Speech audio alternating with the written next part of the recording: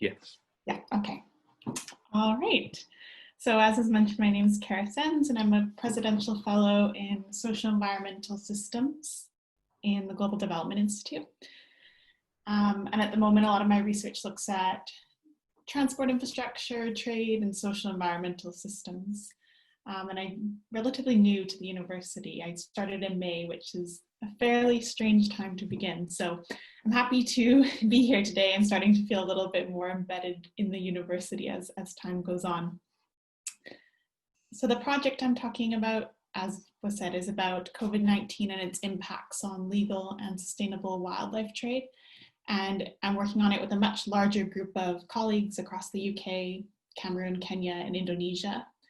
And we're just getting started. So I'm looking forward to trying to talk coherently through the direction we're headed with the project and how we're thinking about impact and engagement, and looking forward to discussion after. The project received some startup funds or we kind of got started with the ESRC IAA funds from the University of Manchester.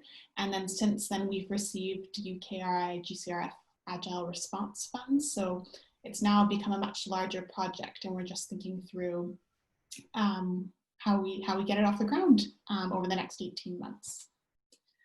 So the starting point for the project was a concern amongst a group of like-minded academics and policy practitioners who we all knew each other quite well already, about the way in which discussions were unfolding about COVID-19 and wildlife trade.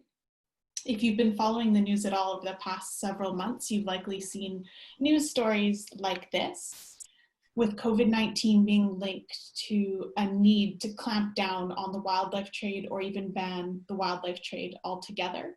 And some of these stories really focused on certain species, the pangolin, as was mentioned, or the bat, which have so far been linked to the initial outbreak. But I think as the summer has gone on, the stories have kind of grown in scope. And instead of just thinking about ending the trade of certain species, there's been more discussion about rethinking our consumption of all types of animals, wild and farmed animals, and a lot of attention drawn to the risks of consuming wild animals, but also animals in general. And this has led to growing discussions in policy fora, but also amongst the general public and in the media about how we might reimagine our food systems post-COVID to not rely on animals so much that might cause the risk of zoonosis, but also the other benefits that might come from this. So in some ways, COVID-19 has almost been presented as an opportunity for reforming our relationship with wild animals and wild meat. And this would in turn improve animal welfare, it said, protect endangered species, protect the environment, and also help to overcome problems with illegal wildlife trade. So this has been the way the discussions unfolded. But one of the things that the group of colleagues I work with has been concerned about is how people that rely on wildlife trade for their economic needs, but also for food security all over the world, are represented in these conversations. Of course, wildlife trade, especially if you think about ivory or pangolin, can be linked to criminal syndicates and crime and public health issues, but most people that rely on wildlife trade and engage in wildlife trade are not part of criminal networks. They're doing it to meet their everyday needs. And in many parts of the world, including here in the UK, wildlife trade is a sustainable and legal livelihood option. So these calls for total bans on wildlife trade mismatch with the ways in which we know wildlife trade relates to people's everyday needs. And this is particularly true in times of crisis or hardship in many parts of the world, such as low and middle income countries like Cameroon and Kenya, where we're focusing our work on, where wildlife trade becomes increasingly important and wildlife consumption during times of hardship and crisis. There's also a lot of evidence to suggest that sustainable and legal wildlife trade is the best way to conserve biodiversity,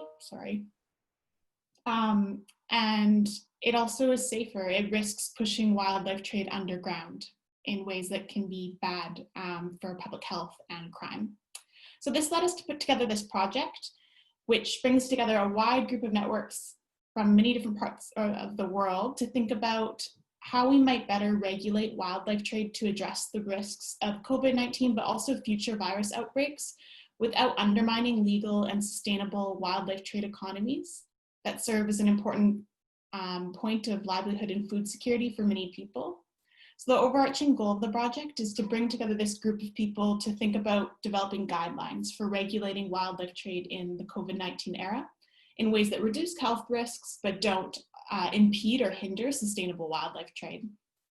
So I'll briefly talk about kind of the 4 steps of the project that we're working through, and then I'll finish by talking about the 3 ways that we're building impact, or we've embedded impact into the project. So the first 2 parts of the project are the more research intensive parts that we're working on, and these are largely funded by the UKI GCRF funds. And really through this stage of the project, we're just hoping to develop a really concrete understanding of how COVID-19 has shifted the global wildlife trade landscape, how trade trends, how volume of trade, trade prices are all changing as a result of COVID-19.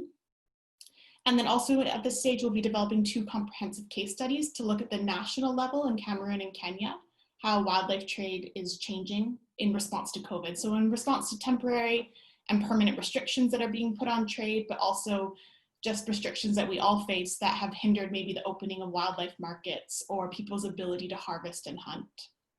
And so here we're working really closely with C4, which is an institute that works on tropical forests and tropical forest economies to carry out this more fieldwork component of the project.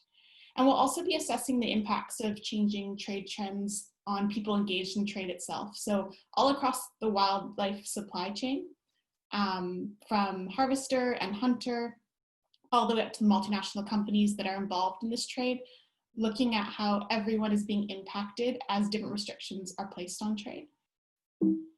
Then based on this research, we'll be moving towards the more impact-oriented focus of the project or stage of the project, which is using our research to co-produce guidelines for mitigating risks of future pandemics without hindering wildlife trade economies looking forward, and then disseminating these guidelines. And the way that we're going to do this is using a policy Delphi process. So we're going to package the research we do together at the start of the project, disseminate it really widely across experts around the world, and then ask them to participate in a structured conversation based on the research findings to co-produce guidelines that we can then present to policymakers at the end of the project.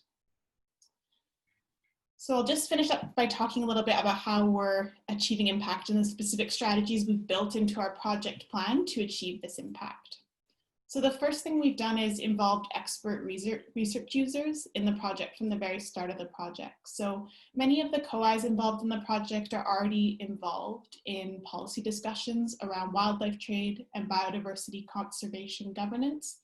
But we've also used our COIs to reach out and form what we've called an expert impact network of people that are potentially research users that will be involved in the project all throughout, whether this is participating in research in progress webinars, connecting us to people we need to talk to, or at the end of the day, taking our guidelines forward into different policy venues that they operate in.